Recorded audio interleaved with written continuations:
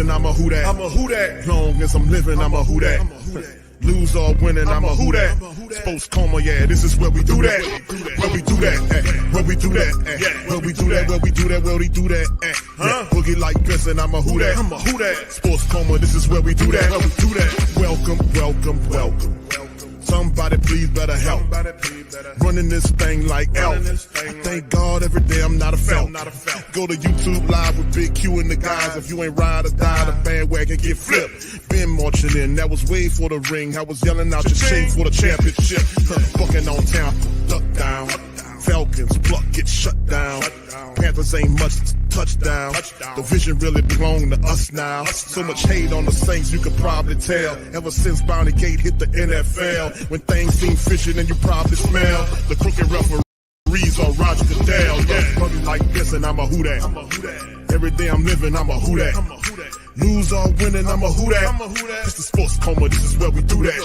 Where we do that, where we do that, where we do that, where we do that, where we do that. Boogie like this, and I'm a who that. This is Sports Coma, this is where we do that. You're listening to the Sports Coma with Big Q and the guys on the PRO Media Network.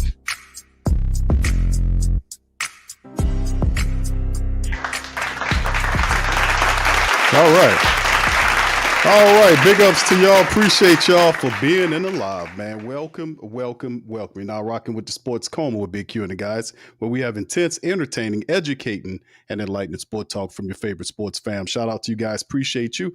For this episode of the Coma, we have the Giants and Saints-Giants Week 5 preview. Special guest here is Tim from the New York Giants Straight Talk Podcast. He ended up giving to you about what's going on and the breakdown on the blue. We're going to talk about the comment made by Jackson Dart, a little upsetness about the Saints not taking him early on, and he wants to use that as motivation for putting together a good game against the black and gold, man. So we're going to talk about that and discuss that. But Tim, how you doing tonight, man? Welcome into the stream. I'm glad to be here. Yeah, we got to talk about the Storm and Mormon coming into the dome with a little bit of a chip on the shoulder. So we have to see if it's anything or just a little father for the locker room. Yeah, you got to watch out, Tim, because that can backfire too. Because you might be giving somebody some board material against you. You might. Well, listen, Spencer came out. Came out and said, listen, you know what? The Giants pass rush went on is good, but there ain't much in the secondary. Now, there's a guy named Paulson Adebo. You might have heard of him. He might have played with you guys for a little bit. I don't recall. So there's definitely some reverse bulletin board material. Wow. Well, it's going to be fascinating, man. The Saints come tomorrow, Tim. They're looking for their first victory of the season. September was not kind to the black and gold, man. We had several opportunities to pull out a victory the first couple of weeks of football. We were there, but the mistakes, the penalties are just atrocious. The 35 penalties, and you guys know about penalties too. Y'all are tied with us with penalties as well. 2 weeks ago, we had a game that the penalties against Kansas City Chiefs were flowing. Last week, when we played the Chargers, actually the Chargers were bit by the penalty bug. They had something like 14 penalties for like 4,978 yards. So which really helped the Giants for a change. But yeah, it was nice to not be on the penalty spectrum last week. But yes, we've had some issues with false starts, holding, and we've had some issues with some defensive holding as well. Yeah, it's like we're NFC kindred here in terms of our talking points, because a lot of the same things we're suffering from that you guys are having ailments with, because statistically, we got the stats on screen for the family members, and I was looking at the statistics and I'm saying, wow, we're just not doing the correct things. The penalties are outrageous. The offense, along is averaging 16.5 points a game, 29th in the NFL. Defense struggling along. We're not far ahead of you in reference to. You got to remember, we had 21 ranking. We had 21 points last week, and 7 of them came off the first drive, which is, if anyone knows anything about football, the first drive, especially for a rookie quarterback, is highly scripted. So it's That's something right. we work on over and over again. And beautiful first drive, and we got 7 points. Jackson Dart put up like 30 yards passing, but then he put up 110 for the rest of the game. So technically he only threw for a little over 75 yards after that initial drive. So our offense outside of the Dallas game where we scored 40 points, but who doesn't score 40 points against Dallas?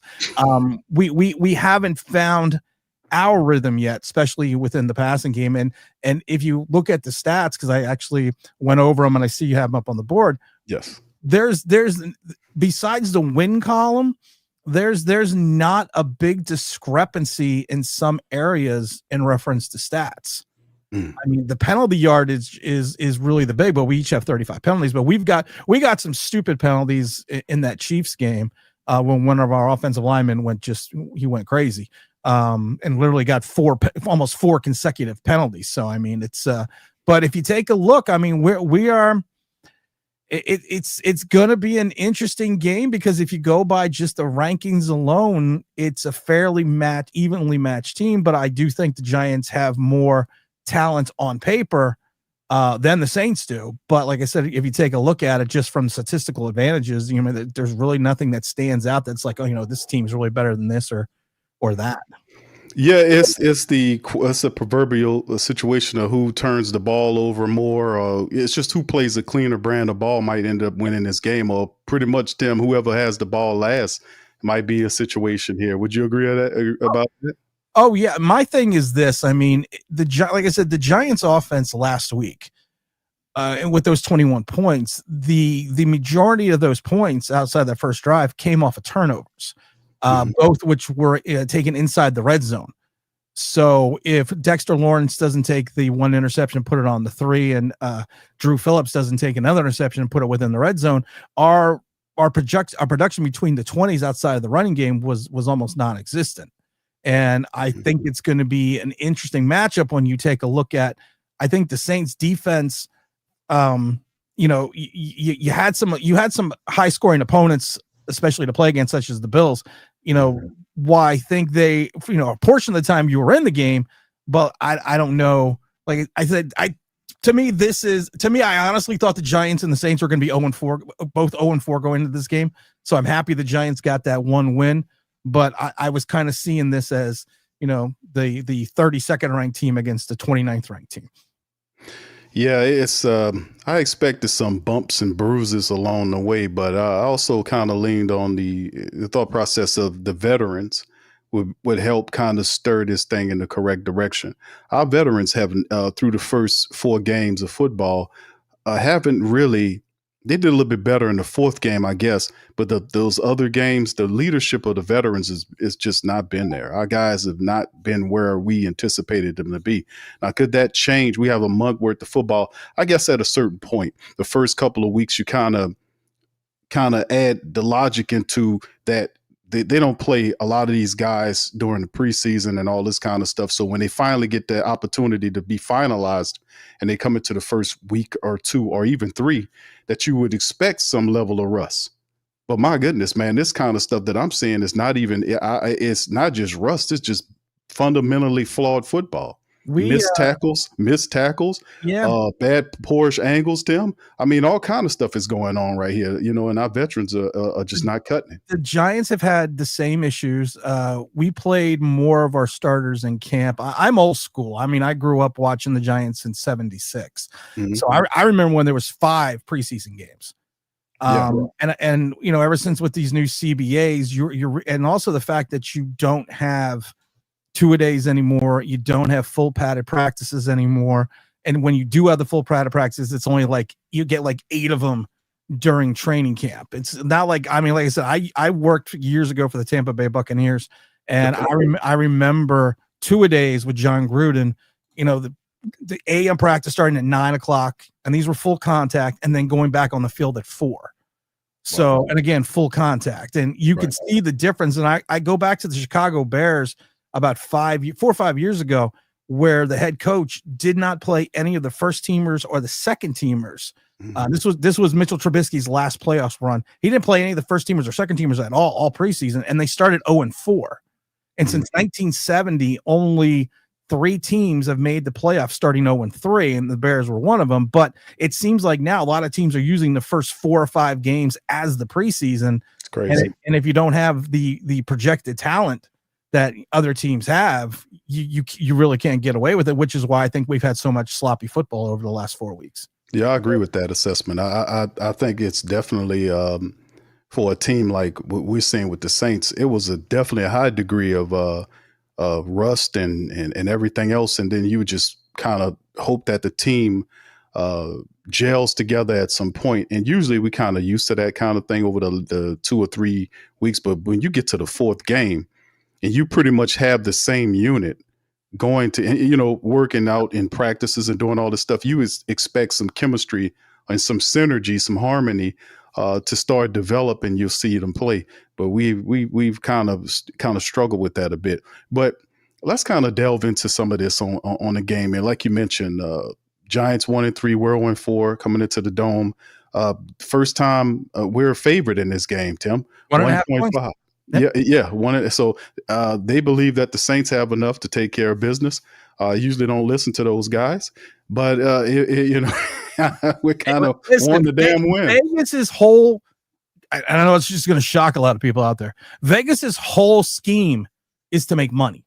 Mm-hmm. So I always tell people I put a lot of stock in Vegas odds because that's, they always say the house always wins or house wins. But so when I saw that initially, I was kind of surprised that the Saints were 1.5 favorites, because I thought at least would be an even game because of the fact that I think, like I said before, I think on paper the Giants have more talent. But when you have a head coach, you got to remember we know Kellen Moore. We know, Giant fans know Kellen Moore well from the Eagles and the Cowboys. That's right. So we have seen him extensively for years in Dallas. We saw what he did with Dak Prescott. We saw what he did with that offense. We saw what he did with Philadelphia and Saquon Barkley and Jalen Hurts and making that miraculous Super Bowl run. And he basically took Saquon Barkley, who was very good with the Giants, and made him the number 1 player in the NFL. He led the entire, think about it. He has the most, Saquon Barkley last season had the most yardage by a running back rushing, including the playoffs, not the single season rushing rank, but you include the playoffs. He had the most yards in NFL history. And you have Kamara, I can't think of the other gentleman off the top of my head right now. Thank you. So you have a running game. And one of the issues that the Giants have right now is we can't stop the run. We literally are this team that have, since the last 4 years, because of our size of our defensive ends and the lack of linebackers, you watch teams like Dallas and you watch other teams who should not run against us, run for 150, 160 yards. Mm-hmm. So our hope is, with maybe some knowledge of Kellen Moore and what he likes to do and like what he'd like to do in Dallas and Philadelphia, that we can help our own defense maybe limit some of the off-tackle runs that we have been seeing the last 4 weeks, actually really since the last 3.5 years with the Giants. Yeah, we're looking, and the Saints took advantage of what we seen last week against the Bills. They had a very terrible run defense, and the Saints was able to put up some good yardage on them. That's why I have a slight amount of concern. Mm-hmm. I mean, I'm not worried about Spencer. He can go play with his Rattler and he's someplace else. I'm not worried about Spencer. I'm not worried about that. I am worried. I said this after the Chargers game. If I was Jim Harbaugh, I would not. I mean, the Chargers ran for 158 yards, I think, on like 11 carries. I would not have stopped running the ball. I have no idea why they decided that they were going to keep taking the duck and throwing the pass. I mean, I literally would have just kept attacking the tackles because they were ripping up chunks of yardage. And it wasn't like it was a game they were down by double digits. And it was weird that I was happy they did it. I was ecstatic that they did it. That they took Hampton, the rookie, and just decided, hey, you know what? The guy just ripped off 76 yards. We're not going to run him anymore. Mm-hmm. I was like, all right, great. Great. Keep him on the sideline. But like I said, the one thing I can say about Kellen Moore after watching all the years here in the NFC East, he is good at, and you guys will see it later on because I don't know if you have this quarterback or the full complement of offensive talent. I mean, but you will see him be able to start looking at opposing defenses and really picking on the weaknesses. He was great at that in Dallas. He was great at that last year in Philadelphia. So I think that what worries me from a Giant fan is he knows the Giants so well, and not much changed, because we really, outside of starting Jackson Dart and Cam Scatterbo and the loss of Malik Neighbors, we haven't really changed anything in our offense in reference to our talent. So I get slightly concerned that he has the ability to pick on the nuances of the Giants. But like I said, we have to hope as Giant fans that the defensive line is going to be able to take advantage and maybe generate a little bit more speed in the dome on that turf, because, we are an undersized, but we are a speed oriented defensive line. Yeah, that'll be the question, no doubt about it. I mean, you do have some youth there. I actually like Cam Scatterbo. I've scouted him. I thought he was a terrific running back. I love his tough mindset and his never say die mentality. I thought he was really excellent at Arizona State. Jackson Dart, is an Ole Miss guy. I'm SEC guy, so we know about Jackson from his SEC play down here. So it'll be interesting to see, because you have some, and you mentioned the fact that you did lose Malik Neighbors. Man, he's a big part of what you guys do. So let's just kind of delve into it, Tim. And by the way, fam, we're talking to Tim from the New York Giants Straight Talk podcast. So, I mean, we're going to get Giants Straight Talk. You're seeing he said he's not worried about Spencer Rattler. So I'm not, like I said, listen, I like I said, I'm an old time NFL guy. So I remember the Saints. I remember when the Saints had Richard Todd. I remember when they brought in Ken Stabler at one point in time as well. When you brought in Bobby Hebert and kind of came over from the Michigan Panthers from USFL and kind of turned it around with Jim Moore. So I'm familiar with the doldrums of the Saints quarterback, because you guys have had some stinkers. I mean, the Giants have had as well, but you guys have had some guys that you kind of look at and go, should they really be starting in the NFL, or should they be wearing a orange apron and tell me where the hammer is? So I'm not saying Spencer's that bad, but I am saying that Spencer is there's a reason where he went in the draft. I personally thought he was going to go undrafted. I think he's got a quick release. I think his scrambling ability will give the Giants some fits, but I also think that if the Giants secondary with Shane Bowen can get away from the bend not break philosophy and get away from the Tampa 2 and maybe go back into a little bit of a man-to-man style defense, which is what our corners do well, I think we can confuse Spencer, and I think we can push forward in a right direction. But I just, like I said, I get worried with the one thing that worries about me with Spencer Rattler is his escapability, his ability to move in the pocket. And I always tell people there's a difference between a scrambling quarterback and a running quarterback. Fran Tarkenton was a scrambling quarterback. Michael Vick was a running quarterback. And I think Spencer Rattler's kind of in the middle of that, which I think is going to be interesting, because we have talked to many offensive linemen that used to play in the NFL, and they always say the hardest quarterback to block for is a scrambling quarterback, because you never know where the hell they are. You never where they're going to be on the field. So if anything, if I'm the Saints, I'm going to be using his wheels and use maybe like a floating pocket and slide him from side to side to kind of give him that extra time to have the ability to take a look downfield and go against our secondary. Yeah, they're kind of mixing in a little of that play action where they kind of hand the ball or play action to Elvin to the opposite side of the field, and Spencer then rolls out to the opposite side of the field. So Kellen Moore has done that. I'm anticipating Kellen Moore opening up his offense and using more wrinkles. And as we move into it, I mean, because that's a part of the game. We definitely need more stuff downfield, and they're aware of it. So I don't know if he's got any wrinkles, because he looks like he's 12. And he always has. Yeah, you looked at him.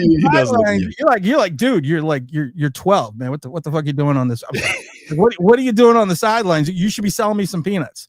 They consider him a savant there, a bit of a genius there. They look at Kellen. Some football circles see Kellen as a football genius. That Tim. Well, you know what? They see Ben Johnson the same way, and with the Bears, and they have seen some other guys. You know what the funny thing is? We've talked about this before on my show before. And I'm not saying anything about Kellen Moore because this is his first opportunity, is the fact that some people are born coordinators and they're not born head coaches. And Joe Bugle, Joe Bugle was a great one. He was a great offense coordinator, great offensive line coach, terrible head coach. You take a look at Steve Spagnuolo.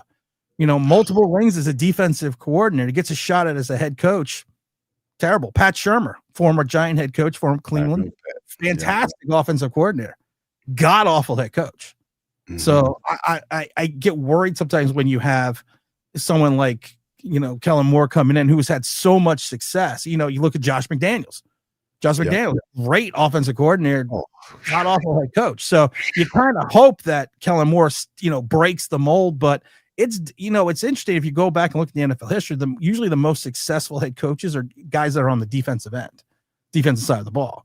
So I don't know if that has something to do with what's in the water when that offensive meeting rooms, but it should be, like I said, it should be interesting. I hope that I really do hope that Kellen Moore can find some synergy, because like I said, I've always been not a Saints fan, but Saints have always been one of those teams. I mean, I go back to the 80s with Ruben Mays and Abear and Anthony Carter and all those guys you used to have when we played in the late to mid 80s. So Saints are always a fun team to have, especially when you had Sean Payton as well, former New York Giant as well. That's right. Came from the Giants. Yeah. Came from the Giant tree. So when the Saints are good, I think that's good for football. Yeah, I agree with you. I think and just good for our hearts too out here in the Who Dat Nation, man. Because when they stink, man, boy, it's a problem. Oh, yeah. But it's just good to just see them competitive, man. But yeah, good game, man. Let's kind of get into talking about the Giants, man. Kind of familiarize us with some of the guys from your team. I know you got a couple of guys from the top, Jackson and Cam. And those young guys right there, they're very explosive, but kind of familiarize us about Jackson Dart, Scatterborn, what you guys are attempting to do, offensively speaking. The switch to Jackson Dart was an interesting one, because Russell Wilson throws for 450 yards against the Cowboys. But again, who doesn't? I think I can go out and throw for 320 against the Cowboys. Right. And then he had a average game against the Chiefs, which a lot of Giant fans blame him for losing the game, because there was a inside the red zone 4 downs where towards the end of the game where we needed to score, and one play was a design run. The other ones he threw them away, but he really couldn't. There was nobody open, and I understand some Giant fans want you to force the ball in because our offense has been putrid for years. And when we made the switch to Jackson Dart, we have to remember the kid only threw for 111 yards. We've said that before. I mean, it's not like he was lighting it up. So in reference to the offensive philosophy right now with the Giants, it's going to be more of running with Cam Scatterbo, going to be more of probably using Jackson Dart's legs. You lose Malik Neighbors. You have Wan'Dale Robinson, who's more of Wan'Dale Robinson's is Sam Mills. Sam Mills was about 5'7". I think Wan'Dale's like 5'6". So he's an undersized guy that you're going to see more out of, in the slot position. He's not going to give you, outside of the Dallas game, he's not going to give you explosive yak, but he is a guy that's going to be able to help matriculate the ball and move it downfield a little bit. You have Darius Slayton, who's been with the team now for almost 6 years, who was going to be our number one guy. We gave him 3 years, $36 million last year to stay with the Giants. So we're going to see him as well. And the X factor is going to be former Biletnikoff winner Jalen Hyatt out of Tennessee. Jalen Hyatt has had an atrocious career right now. And this is going into year 3, and he's really shown no progression. He's shown difficulties getting off. I always thought Jalen Hyatt was going to be a Devontae Smith. Devontae Smith, when he came out, former Heisman Trophy winner, he had the ability to get off the line, and to get into his routes quickly. Jalen Hyatt, since he's been in the league, has extreme difficulty getting off the line, getting into his routes, which causes him an extra second or two delay getting out into downfield. So, and he's a downfield threat. So hopefully he can find a way, to push back that secondary. Our tight end positions usually is a little bit in flux. We have 5 tight ends, and they always say when you have 5 of something, you have 1 of nothing. So it is going to be very interesting to see. Our offensive line, we do have some slight issues with the offensive line in reference to our center being a little bit undersized and getting pushed around. But outside of that, we have played well the offensive line has played well. Yes, we gave up 6 sacks last week to Jackson Dart, but a lot of that was because of the fact that he's a rookie and he was holding on to the ball way too long. So if I'm the Giants, and like I said, and Tyrone Tracy, of course, is going to be still doubtful, which means he's basically out. I'm going to go run heavy. I'm going to go short play action. I'm going to try to keep it within 10, 15 yards each play. I'm going to try to do what the Giants did last week, which was own the time of possession. It was 35 minutes. They had the ball for 35 minutes. 38 minutes, excuse me. And so I'm just going to keep controlling the clock and keep the score low. And hopefully the defense, like I said, can play against Spencer. And our secondary, we'll get to defense later, but our secondary has been extremely suspect the first 4 weeks. So I'm hoping that's going to kind of change in the dome. But really, if I'm the Giants, I'm running Cam Scatterboo. Cam Scatterboo had 26 carries for like 79 yards. The only problem was he only averaged 3.5 yards a carry. And at that point in time, he had one run for 16. So if you take that, he has got like 25 carries for 60 yards. So he was under 2.5 yards a carry. So it's not like he's going to have that explosive ability, but he's going to hopefully move the clock and keep moving the ball down the field. And I think, like I said, for the Giants, I would look at this game as another thing like we did last week: time of possession, control the clock, use the legs of Jackson Dart, do not make any hypercritical mistakes, and just make sure you're protecting the football and have an understanding that you're not going to win the game on a single play in the first quarter. So you're just gonna have to. I always hate to use the cliche because I've heard it so many times throughout my career. You have to play within yourself, which I always hated. But yeah, that's what you have to do. And I think that Jackson Dart, really what he needs to do is the Giants need to open the offense a little bit, because if I'm the Saints, I'm putting 7-8 in the box. I'm going to stop the run because I know Cam Scatterboo is probably not going to get much into the second level, and I'm going to force the Giants, who are depleted at the wide receiver after losing Malik Neighbors, to literally go after the defense. I'll give you everything. If I'm the Saints, I would give everything to the Giants short, and I would make sure that I'm running like an umbrella defense, and I'm not going to let them get behind me, but keep everything within 4 or 5 yards ahead of me. But if I'm the Giants, I'm going to try to pound in in between the tackles and make sure you try to creep up your safety, and then I'm going to take a shot. But like I said, you need to game plan it to a specific design where if I'm Dable, where I'm controlling the clock, where I'm holding the time of possession, and where when I finally do get into the red zone, again, it's a cliche, you get into the red zone, you drive for dough, you putt for show. You got to make sure you're putting the ball in the end zone instead of kicking the field goals like we've done the last 4 years. Yeah, it's that's an interesting philosophy, and I think it's a smart philosophy if you're the Giants, with the inexperienced quarterback there. I think the thing you mentioned concerns, Tim, in terms of what I have for the Giants. Jackson Dart does have a high degree of athletic ability. He has, and the Saints have in the past have an issue with dealing with the mobile quarterback threat.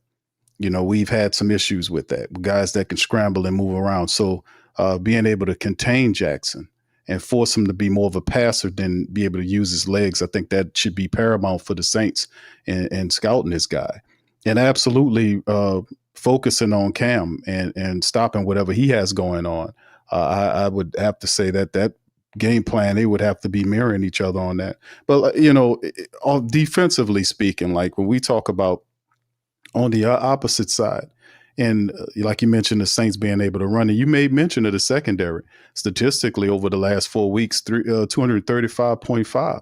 Given up in the secondary, and a rush attack is 153 flat for 30th, altogether ranked 30th in NFL. So yeah, that they would have to kind of change the philosophy in attempting to stop Alvin Kamara and the likes of Kendre Miller. And may I alert you to the fact that Taysom Hill might be around there. I was going to ask you if he was. I heard that he was active. Was he activated? Because I thought I heard he was activated. He was activated. And here's the let me pull this up for you, Tim, so you can see it. This is straight from the New Orleans Saints website, where they did activate him. This was done earlier today. The Saints have activated quarterback Taysom Hill and tight end Foster Moreau from the reserve, physically unable to perform. Elevated standard linebacker Iku Leota to the active roster for Sunday's game against the Giants. They placed wide receiver Trey Palmer on IR and waived tight end Matavo, the rookie, 7th-round draft pick rookie. They also downgraded defensive tackle John Ridgway III to out against the Giants. So that is yes, sir, that is indeed the case. So Taysom Hill is back in effect in the Saints offense. So that's another issue that the Giants will have to prepare for defensively. Well, it's a nice. Does anyone remember Pat White? Pat White, former quarterback. He was with the Miami Dolphins years ago, and Pat White, they basically used him as that change of pace quarterback. I think Jeff Feely was the quarterback at Miami at that point in time, and they used him kind of as they used him in different, almost like the Veer scenario in reference to moving the offense, and it was when the Wildcat was the advent for like a season until everyone figured out what to do. Right. And I'm not saying Taysom Hill is Pat White, but I am saying this: Taysom Hill was a wrinkle. He is a wrinkle in the offense, and I don't really, and even when people were talking about it, I was never really concerned about him coming in because of the fact that in our opinion, what I've seen scouting was he runs the ball well.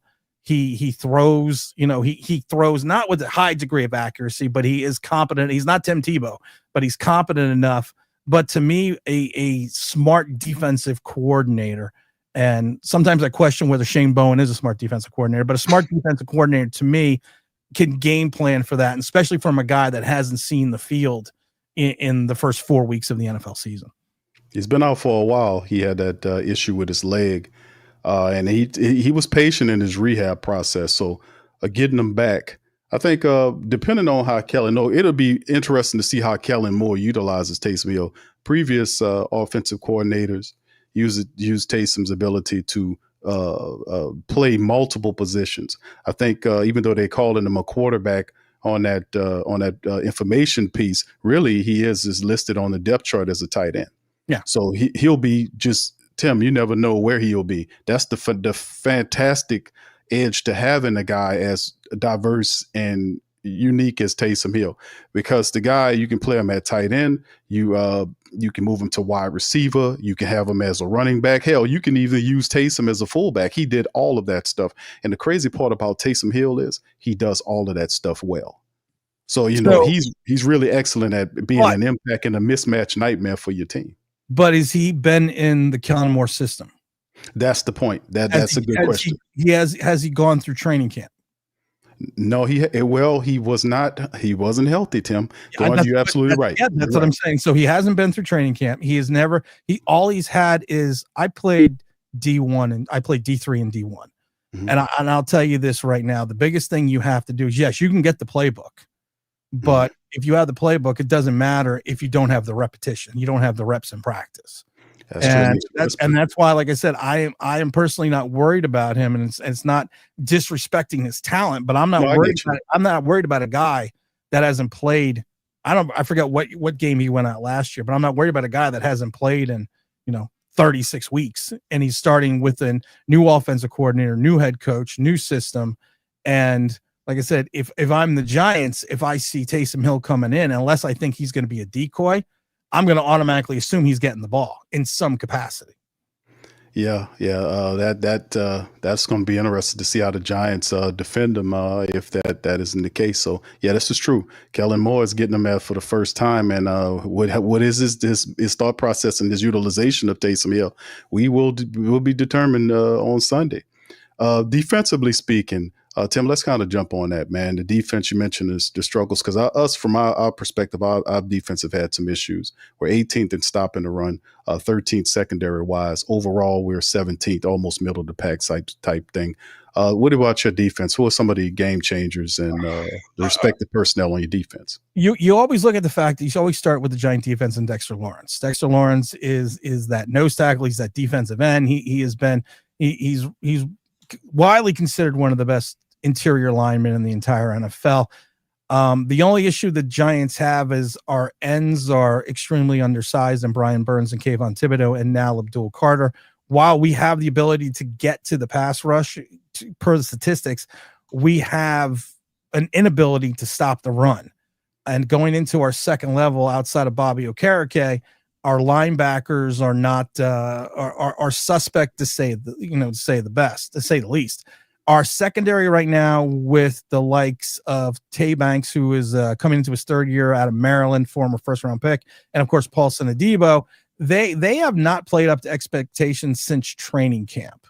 And one of my issues with those gentlemen would be is it's not even with them. It's Shane Bowen, our defensive coordinator, who came over from Tennessee, plays this bend not break style defense, who he likes to rush for, and he plays this zone style defense. And you have two, man corners that should be attacking that he's got playing in the system. So I can't really tell for sure if the talent level for Banks is dropping because of his play just in general, or because of the system he's in. And the same thing with Paulson Adebo. This guy had a clean break of his leg. That is an injury that is difficult to come back from. And a lot of NFL players never fully come back, but Paulson Adebo's had some issues since training camp. But then again, he is a guy, to me, it's the press cover corner who should be attacking. And he's in this bend not break style defense that Shane Bowen runs. So it's kind of weird. I always call our defense a cut and paste defense. We have a lot of talent, but it's like we're cutting things from one area and just trying to paste it in where it may not fit. And I think that hopefully Shane Bowen can take a look at what has been going on the last few weeks and have more of a philosophy that is, let's go a little bit more man to man. We have the ability to rush the passer with Kayvon Thibodeau, Brian Burns, and Abdul Carter, but we have to compensate for the fact that most offensive coordinators, and this is kind of where I get worried about Kellen Moore because he's so familiar with the Giants. When you see those three on the field, they are three undersized ends that are aggressive, but the problem with being aggressive is you over pursue. And when you over pursue, that leaves, kind of like with Taysom Hill we were talking about, and Spencer Rattler, you're leaving the middle of the field open. And also when you're over pursuing, the tackle usually on a speed rusher, a good tackle will take a speed rusher wide out to the sideline, which then leaves a lane. I always say it's almost like go back to the old Packers sweep. You got that, you create a seal. And that's what a lot of teams have been doing. They've been creating that seal off tackle. And if you watched any Giant games over the last 3-4 years, we can't stop the run off tackle. We literally can't. And it's amazing that we've gone through 3 separate defensive coordinators and we still can't stop the run. So that's, like I said, if I'm the Saints and I'm attacking the Giant defense, I'm attacking the ends. And if I see Abdul Carter, Kayvon Thibodeau on either side, I'm running right at them. And because they're both undersized, they both have an inability to set the edge and to hold their assignment against the run. But the thing is this, you're going to have to account for their speed, especially on this turf in the dome, when it comes to rushing the passer. And I think right now Abdul Carter has something like a 2 or 3 seconds. It's taking him 2 to 3 seconds to get to the quarterback. He hasn't gotten the sacks, but he's gotten a ton of pressures. But that's why I think this is going to be interesting, because you have 2 solid running backs. You have a good wide receiver, and we can't cover the tight end. Zach Ertz, who's 4,970 years old, in a first game, came up with 70 plus yards. Jake Ferguson, who hasn't had a pulse, in over a year, all of a sudden came to life.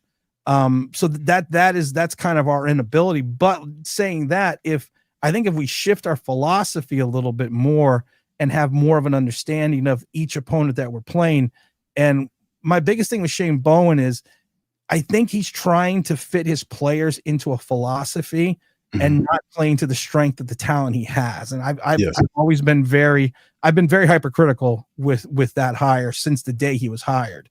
But I think, like I said, I personally think that if the Giants can contain the run and put everything in the shoulders of Spencer Rattler, that he's only has 1 interception this year so far against 5 touchdowns.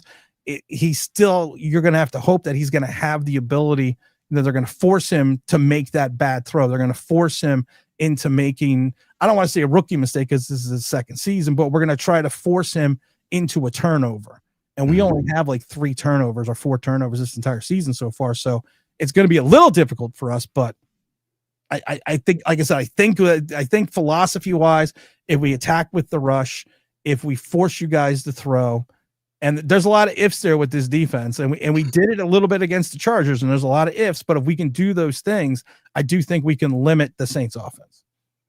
Yeah, that's an interesting caveat that they were able to do because, yes, Spencer Rattler has been utilizing his tight end, Juwan Johnson, Yes. quite a lot. And you're right. That's also something that they're going to look to, Kellen Moore's going to look to do against that Giant defense, man. And getting, like we're saying, getting Hill back and Foster Monroe, those veterans back there in the tight end room. And I think that was one of the rooms that we needed help with from that perspective. And that veteran ability in some way, I think it'll be a positive. We'll see. We'll see how it looks, man. Elvin is also a guy, and Kentrell Miller, we looking to lean on him. Spencer has been very responsible with the football. You know, he's gotten rid of the football. I think last season, but he's taken care of the football so far. Right. Yeah, Tim, he's really, if you study the tape, I can see that he has a present understanding that he doesn't want to force the ball up high. He tries to keep the ball, at a certain trajectory. And I've been criticizing him because a lot of his, not a lot, but a degree of his passes kind of have a downward trajectory, which the wide receiver has to go a little lower than what I want him to do. It kind of, at times, it limits his ability to catch and turn and make a play to get upfield, you see. So he's gotten somewhat better about that. And I think a lot of the critiques or the criticisms of Spencer is the fact that the inability of the offense to kind of get vertical with the explosive plays is something that they want to correct. So yeah. So that'll be an interesting caveat, Juwan Johnson, as he's also dealing with a little injury there. Our offensive line, Tim, going against that defensive line that you guys have, we have had some issues and stuff. We know we have two fantastic young offensive tackles in Tyler Fuaga on our right tackle, Kelvin Banks Jr. on the left side. Our guards have been suspect, to be honest with you. We have Trevor Penning in there. He's just coming back off injury, trying to get acclimated. Cesar Ruiz, who's a guy that was struggling, is hurt, so he'll be out 4 to 6 weeks. So we'll have another player at the guard position. McCoy is the leader at the center. He hasn't been Eric McCoy that we know and love. He's still working on, but we just have to keep working on that thing for the Saints. But they have some confidence after putting up a good rushing attack against Buffalo. They think that maybe we can kind of redo that thing against the Giants coming into this week. So it'll be interesting to see if you guys can deal with that. Is Dexter Lawrence playing in this game, Tim? Is he available to play? He is available. He was limited in practice, but he's been limited in practice the last 3 weeks. Okay. So he is. I think it's one of those things where you reach, and I love it because you say you reach a certain age, and Dexter Lawrence is only 27. He'll be 20. he'll be 28 in a couple months. But you reach a certain age. You older in the NFL, don't you, Tim? He 28 years old. You are old in the you are an old timer in the NFL. And I always tell people you need to think about this. You usually play 3 years of Pop Warner, 4 years in high school, and then another 3 to 4 years in college. So you've already played football for 11 years by the time you get into the NFL. So the time you're 27 years old, you've already played football for like 17 years. Right. And I can tell you, as someone that has played at a high enough level, that even at the you think you're young, but when that fourth quarter rolls around, if you don't have yourself in tip top shape, you got some issues. And Dexter Lawrence had an elbow issue in training camp, so I would say that he is not in his top NFL shape, especially like I said at 28. He's playing himself back into shape, but he's got the elbow issue. He's got a little bit of a back issue, but he's still a stalwart in the middle of the field. He's still going to be the guy that is going to, you're not going to go in the middle. This is why a lot of teams also run to the edge, because you got Dexter Lawrence in the middle. Right. But like I said, can you attack that portion of the line? We don't really have a running mate for Dexter Lawrence. We don't really have a second tackle. Our defensive end, nose tackle or defensive tackle, whatever you want to play it as. So it's going to be, like I said, I am more concerned, like I said, about your running game. And Buffalo does not have a great run defense. No, they don't. They're worse in the league. The Giants are right behind them. Yeah. So like I said, if I'm Kellen Moore, I'm running the ball, till the end of daylight. I'm just going to keep attacking that line and just see. And like I said, it's that old thing, you know, like I said, you keep attacking the line, and you wait for the safety to creep. You know, and a good quarterback, once he sees that safety creep up, you check out and you go deep. Mm-hmm. It's home run time, baby. It's explosive. It's firework time after that, when that stuff starts happening. But yeah, it very interesting, man. So Paulson Adebo, man, you know, that's one of Paulson's been a guy that we had a lot of love for down here. Of course, he left and took the big money up there. How's he been playing for y'all up there, Tim? Just asking. He's been playing terrible. He had and I don't fault Paulson Adebo. I don't, because the Giants offered him $54 million, 36 guaranteed coming off the injury. Now, most NFL scouts that we have talked to, and we sometimes have NFL scouts and other people from the NFL on our channel. Okay. We talked to the fact that most of them were saying that with this type of injury, it wasn't a fracture, it wasn't a hairline fracture. This was a break. Mm-hmm. And that injury is a difficult football injury to come back from. And it takes time. It can take some guys 6 months. It can take some guys 24 months. And from what I was hearing in free agency, that most teams didn't even have Paulson Adebo in the top 5 in reference to free agent corners because of the injuries. And most people in the league were saying that he would get like a 2-year, $20 million deal, $10 million guaranteed, and kind of an out on year 2, so he can play himself back into football shape. But the Giants, of course, dropped $54 million in front of him. And if NFL careers are short enough, if someone gives me $54 million and I'm not healthy, I'm still taking the $54 million, and I'll be like, hey, you know, I'll play myself back into shape. So we haven't seen the Paulson Adebo that I saw on film with the Saints. Mm-hmm. And I'm not sure again, I'm not sure again if it's the defensive philosophy that we're playing, or if he's still recovering from the injury. And I think that hopefully I always thought within like the first 4 to 6 weeks, he was going to struggle. I said that on my channel multitudes of times. I think he'll struggle because of the fact that he's got to play himself back into shape. He's got to play him. And he's also has to, I had 2 torn ACLs in my college career. And after the first one, I tore the second one because I wasn't fully confident in the healing of the injury. Mm-hmm. And then they literally, you know, I tore it completely, that they had to take my patella tendon and strap it over and make a new ACL. But I wasn't confident in my ability, and I wasn't confident in the same knee. And I wonder sometimes when you watch Paulson Adebo play, if he's just not confident yet in the injury. Right. And I think he literally has to kind of focus on just kind of letting go and saying, okay, I'm physically healthy. I can do the things that I used to do and start attacking that way. But we have not seen, like I said, the Paulson Adebo that I saw on film.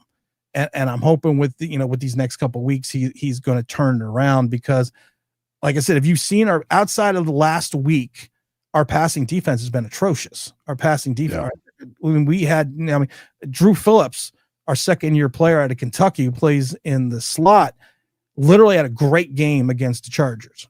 But the other 3 games, he was giving up like 110 yards and 78%, completion percentage for a QB rating of like 119. And he had already given up. He only gave up 238 yards last year. And to this point, he had given up already like 187. So, I mean, we've been atrocious. So I'm kind of hoping that we're turning the corner, and I'm kind of hoping going up against Spencer Rattler. Like I said, I always say this. When I pick on people, but I couldn't play in the NFL. We have the mighty Matt Sims on our channel all the time. Son to Phil, brother to Chris, and he always, he very nice guy, and he always kind of downplay sometimes what he's done in his career. And I'm like, but you still played in the NFL. You still scored an NFL touchdown. I can't do that. So I'm not like I'm disparaging Spencer Rattler, but if I have to go up against Josh Allen or Spencer Rattler, I think you know which guy I'm going to pick. Oh, yeah, absolutely. I know who you're going to pick now. So like I said, my thought process is you got to rattle the Rattler, take away the run. We need to get some turnovers, and hopefully our secondary can have another solid week with a generate a pass rush, which can get some sacks. Because right now our biggest issue is we're getting to the quarterback, but we're not putting him on the turf. And the escapability with Spencer, you got to kind of take a look at it and say, okay, is he going to be able to stay in the pocket or what he's going to do? But I kind of hope that, I hope we contain him in the pocket, make him a pocket passer, and then we just end it. Yeah, he's been actually doing pretty good back there, man. He's been pretty balanced with it. And like with most young guys, young quarterbacks in there, they just have to improve. They have to kind of round it out, get faster, read faster, this type of thing. He has been doing a decent job, I think. Eventually, man, he has to start putting wins together. Tim, that's what he's only 0-10. He's only 0-10. I mean, you and I were talking about this beforehand. There was another, and we're laughing about this. There was another quarterback who started off atrociously. I think he went like 0-12 or something like that. And it happens to be a Hall of Famer named Steve Young. When he came over from the LA Express from the USFL, and he dropped over into Tampa. And I mean, it just, I think, I can't remember who the coach was then, but he started off like crap. But of course, I think Steve Young had talent. Yeah. Well, he ended in a very good situation too, Tim. I mean, you couldn't have wrote a beautiful story for him to be with when he ended up with the San Francisco 49ers. And, we talked about Montana getting hurt, not to disparage Steve Young's career because he did a lot of fantastic stuff. But oh boy, that type of how he fell into that. Yeah, it's an interesting list for him to be on, but he can't worry about that right now, Tim. All he has to do, he has to take care of business the next game and rectify it. That's all he can do. I'm a baseball fan and I'm a Mets fan, and we had a pitcher named Anthony Young. Anthony Young went 0-19. And literally you felt so bad for the guy towards the end because he set an MLB record for most consecutive losses. And I kind of hope, and I see Derek White in the chat. I don't know who Derek White is, but Derek White, evidently he's got too much free time in his hands.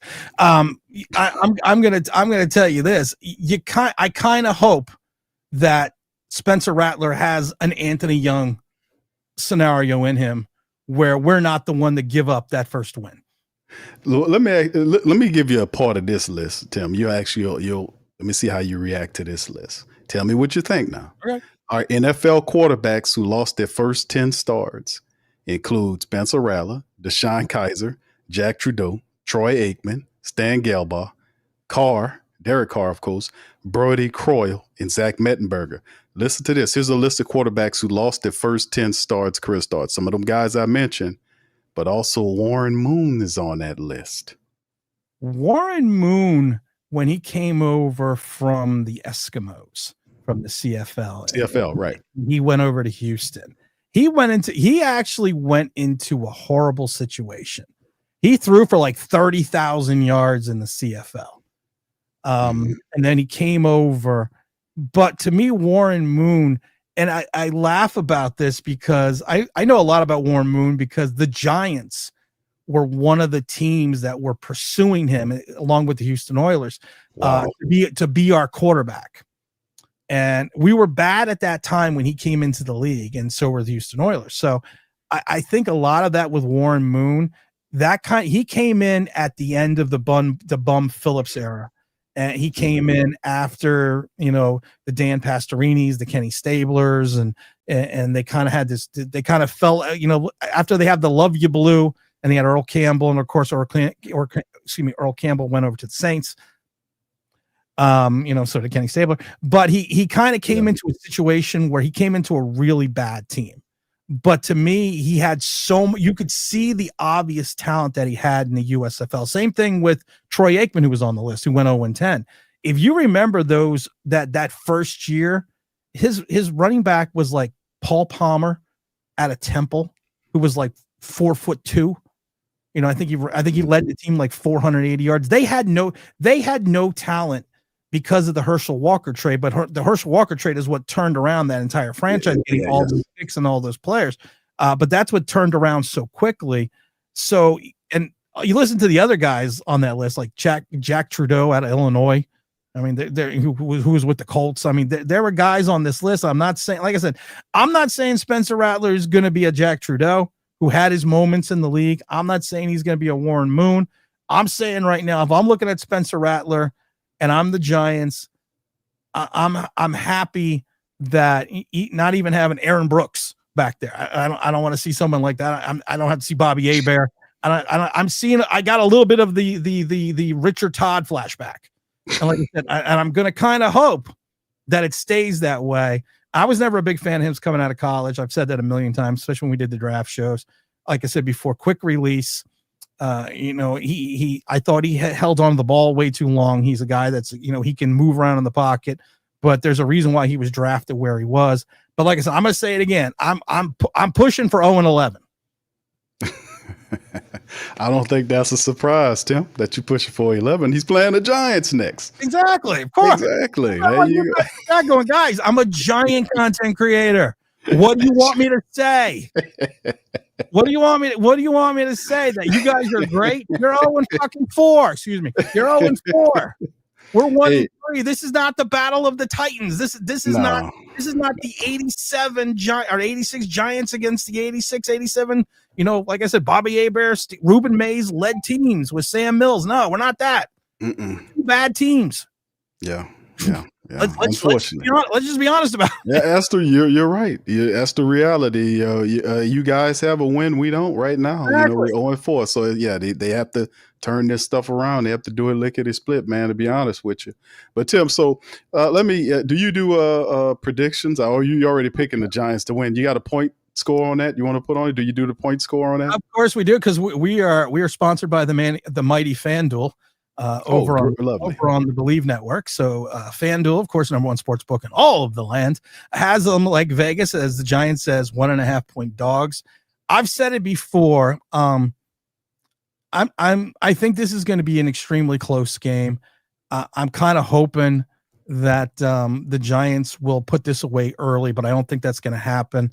But I would take, if I'm as a Giant fan. And honestly, if I take away, and I do this a lot on my channel, I take my Giant hat off and I kind of look at the game just from an NFL perspective. Two evenly matched teams. I think on paper, the Giants have more talent. I think offensively, with the loss of Malik Neighbors and the loss of Tyrone Tracy and having a rookie quarterback, I think we're kind of at the same level offensively. So I see a low scoring game. I see like a 17-16 game. So if I'm doing that, I'm taking the Giants in the points, but I do think that the Giants are going to do enough offensively, and I don't think they're going to open up the whole playbook, but I think they're going to do enough offensively to take this game like 21-19, and I think it's going to be close till the end. And I think there's going to be a mistake. I don't know who it's going to be on. I think there's going to be a mistake. There's going to be a mistake. Because you got two young teams, you got two young quarterbacks. There's going to be a mistake. That's just the facts of life. So, but I'm hoping that the Giants are going to be on the receiving end of that mistake. And like I said, I think that the Giants, if they control the clock, use the legs of Scatterboo, and also people forget about Devin Singletary. Devin Singletary is a professional running back who played for the Bills and played for the Texans during that rookie season with CJ Stroud. So, I mean, he has the ability to move the ball. I would limit the opportunities for Jackson Dart to make a mistake. I would keep it run oriented, control the clock. Like we said earlier on, get in that red zone, score touchdowns, not field goals. Try to put the game away early, but I don't think it's going to happen. But I got to see the Giants taking this one 21-19. 21-19. I got it kind of close too. I'm thinking more like 2017 Saints. I'm thinking more of that. Listen, Tim, before we get ready to leave, what about your special teams, man? Talk to us about your special teams. Anything special to mention about you guys? Yeah, sometimes we're not very special on special teams. Non-special teams. We are non-special teams, and we have our coverage at times has broken down. We have had rotating players returning punts and kickoffs. We had Tay Banks out there last week, and I'm never a fan of using your starting corner to return kicks. I mean, because of the fact that if anyone remembers what happened to Jason Sehorn with the Giants, who was an All-Pro, Pro Bowl corner, blew out his knee in a preseason game returning a kickoff. So I've always been wholly against that. But our special teams, we have to have an understanding again of, and I hate the new kickoff rule, and I think it limits your special teams ability. But I think the Giants have had problems with just controlling the outside towards the end zone. And if I was the Saints, I would take it out of the middle of the field and kind of cut it back towards the ends, and cut it back towards the sidelines. But it's going to be interesting. And our kicking game, Graham Gano is out again. We're relying on another, same kicker we used last week. So we used to call him Gano-O-Matic because, you get him within the 55, he was going to give you 3 points. So I'm not 100%. I'm not 100% comfortable with our kicking game. Our punter, who is Jason Gilliam, also known as the Scottish Hammer, he is a distance punter, but he's not a directional punter that can place the ball extensively or inside the 20. So it's going to be interesting. I also worry in the dome in reference to how high he kicks the ball, and I'm going to kind of see if that's going to cause any issues as well. But like I said, it's our special teams. Like I said, we're people forget this the record. 1-7 these two teams. So this is not a lot wrong. This is not the battle of the Titans, but it's I'm hoping that it's going to be a fun, interesting game. The Giants won last week, and I was at the game because I'm a season ticket holder, and I kept telling people it's a weird game. We were winning on the scoreboard, but you kind of thought we were losing, and it was just really weird, that whole vibe in that game. And we've kind of been that way for a couple of years now. So I'm kind of curious to see how we, like I said, how we go against the team that, in my opinion, we should have an opportunity to beat. I thought we had no opportunity to beat the Chargers, but they always say any given Sunday. Sunday. But I'm seeing, like I said, I'm hoping we have an opportunity to put this game away early. But like I said, it's going to be interesting. Like I said, special teams, it could be our downfall, and I'm hoping that it's not, but it is what it is. Yeah, well, Tim, when you get to close games, it usually relies upon your special team. So, oh yeah. So we lost a couple games like that last year because of special teams. Yeah, we have been dealing with that too. This past week, actually, a lot better than it was the first 3 weeks, where our kicker, Blake Groupie, missed a field goal every game.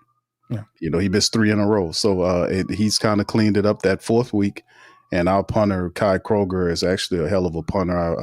I like how he is. He's a really good directional punter, good hang time on his punch. He's been doing really good with that.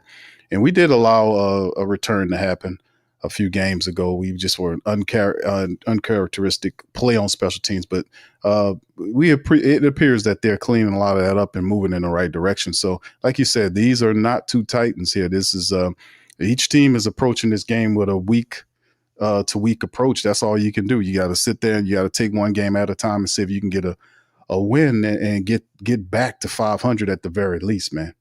I will say this, and I always say this with Giant fans, and they always hate when I say it. The Giants have always had a problem with trap games. And this to me is the ultimate Giant trap game, because of the fact you beat a team in the Chargers you shouldn't beat, and a team that the Giants, the most Giant prognosticators, most Giant beat writers have always had, since the schedule came out, have penciled in the Saint game as a win.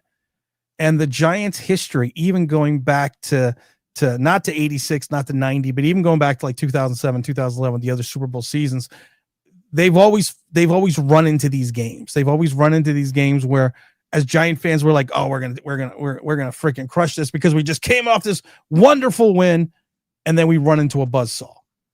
And this, like I said, I'm worried because, like I said, on paper, I think we should win. but I keep hearing Admiral Akbar from Star Wars yelling.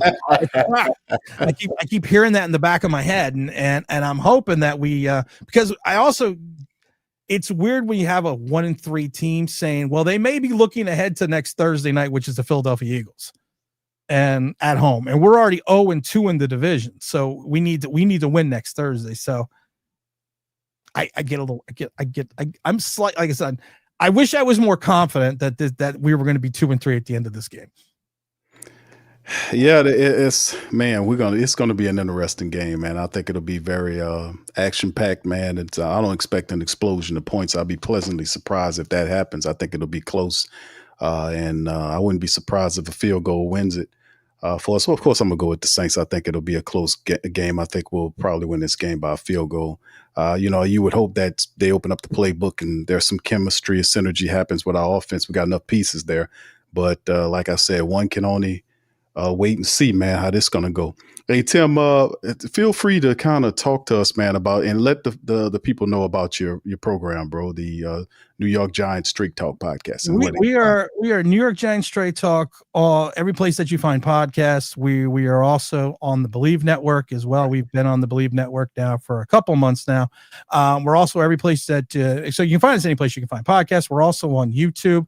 Under New York Giants Straight Talk as well. We've been doing the channel now for about 4 years, I think. So we do mainly a lot of live streams. We do a lot of things with a lot of guests and stuff. So we always tell people, just come on over because of the fact that I will say this, we love having other fans in the channel in the chat. I mean, we have so many Cowboy fans, we have so many Eagle fans, we have so many Commanders fans. It's great because I always think that open dialogue and conversation in the NFL is the only way you can make good content. Right. So, and I think, and by the way, grits are made of ground corn. Just so you want to know, I saw that we don't know anything about grits. Yeah, we know about grits. Just wanted to bring that. Just kind of want to bring that up. But I mean, like I said, we love having other people come into the channel because, like I said, we love getting different opinions, and we do a live stream 10 a.m. in the morning every Sunday before kickoff, and then we do a recap show every Monday at 11 o'clock in the afternoon. But like I said, we don't just talk Giants, we talk all football, we talk everything in between as well. So I always tell people our streams usually run 2 to 3 hours, and I laugh because the last hour we may talk 20 minutes of football and 45 minutes of the worst movies that were ever made in history. So I mean, with us, you never know what you're going to get. That's cool though, man. That spontaneity and content is pretty cool, man. I mean, you can switch it up and then bounce back to the norm. Yeah. That's how we do it too. And actually, it's also hominy for the grits. So you must be talking to Derek in the chat, Tattoo. He's picking on you, man. Listen, you know what? I have to say this. This is probably the tamest chat. And I always love it because people are like, well, don't you get upset when this is probably the tamest chat I've been in because I've been in Eagle chats. I've been in Cowboy chats. I mean, if you want to see people not like you, that's real. That's real. I always tell this story and I'll tell it real quick. I'm not too far from Philadelphia. So we go to some Eagle games, and in 2007, we went to an Eagle game and I never wear my Giant gear to the Eagle game, but I had a black hat on with stocking cap with an NY on it. And it wasn't even a Giant NY. And you literally would have thought that I took a leak on the Rocky statue wearing that hat walking into the stadium. So I turn it around the other way. And as I'm turning around, there's this 4-year-old in Giant gear with his dad walking to the bathroom. And I swear there was like 300 people giving this kid the FU chant in his Giant gear as he's walking to the bathroom.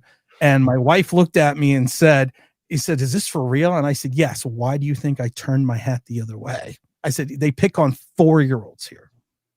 That's terrible. That's awful. And wasn't that the same guys that booed Santa Claus? Remember that? Wasn't it the Santa Claus? Booed Santa Claus, threw snowballs at Santa Claus. Yeah, they booed the Easter Bunny. Yeah, and to Derek, is no disrespect for Pat White, Pat White was the inventor of the Wildcat, and that ran for an entire season.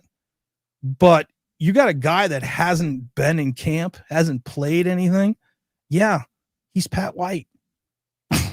So I'm sorry. Taysom Hill right now is Pat White to me because like I said, I'm a smart head coach. I see him in the game. Unless you're using him as a decoy, I'm assuming the ball is going to Pat White. Going to Taysom Hill. Hey. I'm just throwing that out there. Hey, like I said, it'll be. I don't know what they're gonna do with in terms of how they employ him and roll him out there. I don't know if they have any special plays designed for him because, like you said, he was hurt, and having him out there, he's such a factor. I don't know how he's going to utilize him, but man, anytime Taysom's out there, you got to watch out, Tim. You got to watch out. I'm gonna make Derek's head explode. I think he should run the sit down, which is he sits his ass down on the bench. That's good. Derek is going off. Derek is just typing away, man. It's all right, Derek. We're gonna see what happens in the game tomorrow, man. It's gonna be interesting. Tim says he's not concerned about Spencer or Taysom Hill. Oh. So hey, man, it's what it is. The man said it. He's gonna stand on his words and the square. He's good. We'll see what happens tomorrow. That's the greatness about this, about football and everything. But the big question is, when I'm right, am I coming back on? Yes. Okay. Well, if you're not right, why you're welcome to come back on. I'm busy.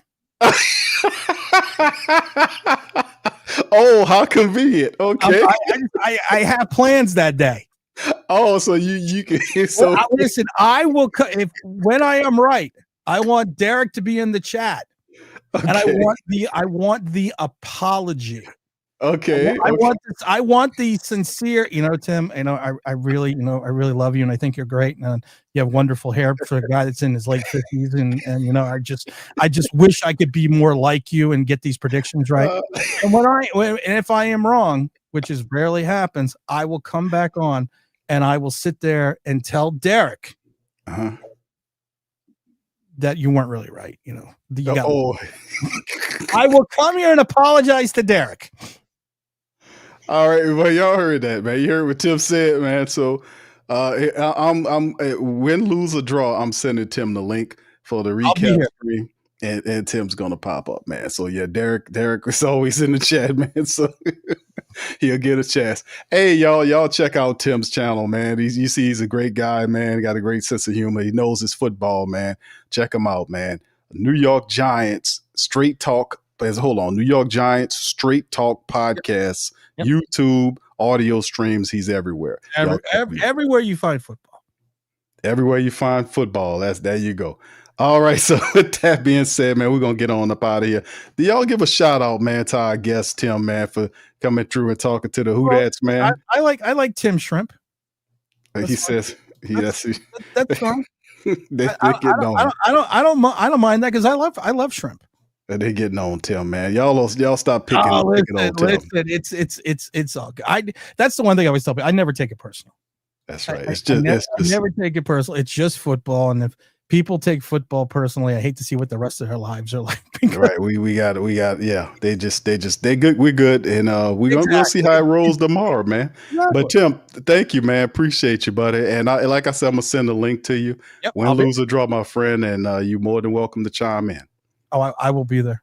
There you go. You're the man. Shout out to Pat White. There you go. One last kick in there before he goes. All right, fam. Y'all hit the like button, hit the subscribe button. By all means, feel free to share the show on y'all social media feed. Hey, man, the game's tomorrow. Saints, Giants, week 5. We'll see what happens. Well, I'll be back and we'll do the live stream, man. The watch party starts at 11:45 here, man. We'll be in the building. Much love to y'all. Peace. Thank you, Tim. And we'll holler at you on the next one. Appreciate you. Who dat?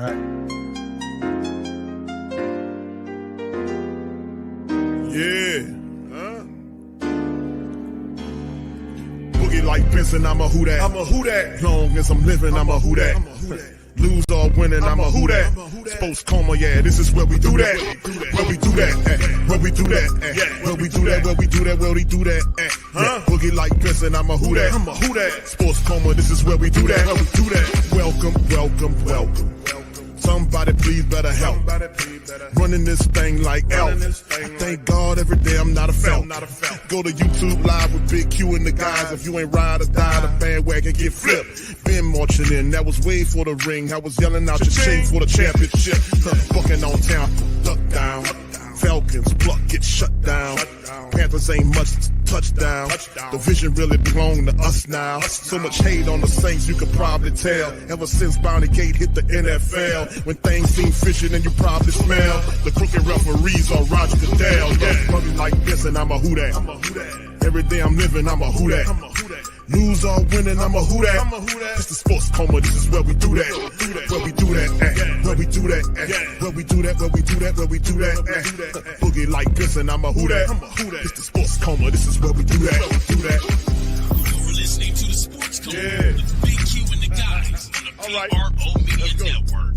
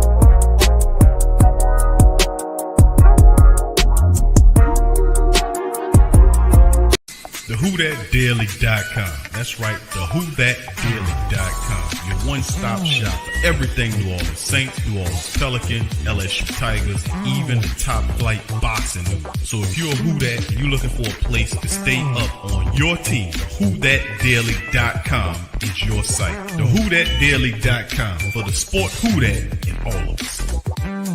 That's right, the Pro Shop is the platform store where you can go and buy all the latest merch to support the platform. Available at the Pro Shops, we have dozens of hundreds of products available for you and your family. Unisex tees for men and women, hoodies and sweatshirts, tank tops, kids and baby items, long sleeve tees, mugs, pillows, wall art, bath bedding, face masks, phone cases, stickers, bags, fanny packs, socks, hats, and many other items. Please feel free to check out the Pro Shops. The link is in the description section below. Remember, it helps the platform continue to grow. Check out the Pro Shop and Who Dat too.